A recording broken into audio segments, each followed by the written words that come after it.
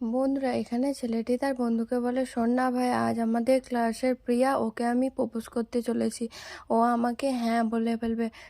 ছেলেটির বন্ধু বলে, হ্যাঁ চল দেখা যাক। সে বলে মেয়েটির সামনে এলে ছেলেটি প্রপোজ করলে মেয়েটি কিছুক্ষণ ভাবলে তারপরে ফুলটা না নিয়ে সেখান থেকে চলে যায়। ওখানকার ছেলেরা এই পরিস্থিতি দেখে হাসাহাসি করতে লাগে। কিছুক্ষণ পরে মেয়েটির বান্ধবী মেয়েটিকে বলে, তুই পোষণকে না কেন বলেছিস? মেয়েটি তখন বলে, আমার বাবা মা আমাকে প্রচণ্ড বিশ্বাস করে, এই বিষয়টি আমি বাবাকে বলবো, তারপর যদি বাবা হ্যাঁ করে দেয় আমিও পোষণকে হ্যাঁ বলে দেবো। পরের দিন ছেলেটি উদার মনোভাবে বসেছিল, তখন তার বন্ধু বলে, তুই পিয়াকে নিয়ে বেশি চিন্তা করিস না, পিয়ার রূপের অহংকার না, এদের রূপের অহংকার জন্য সমাধান আছে, এনে অ্যাসিড তুই পিয়ার মুখে ছুঁড়ে মার। অ্যাসিডটি নিয়ে মেয়েটির অপমানের রাগটা একটু কমাতে চায়, তাই অ্যাসিডটি ঢাকনাটা খুলে বড় করে নিঃশ্বাস নেয়।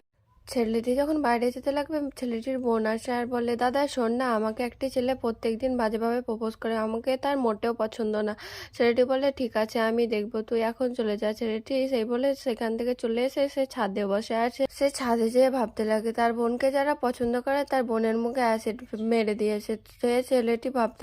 ছেলেটি তখন বুঝতে পারে, আমি পিয়ার সঙ্গে কত বড় ভুল করতে যাচ্ছিলাম, সেই বলে অ্যাসিডটা ফেলে দেয়।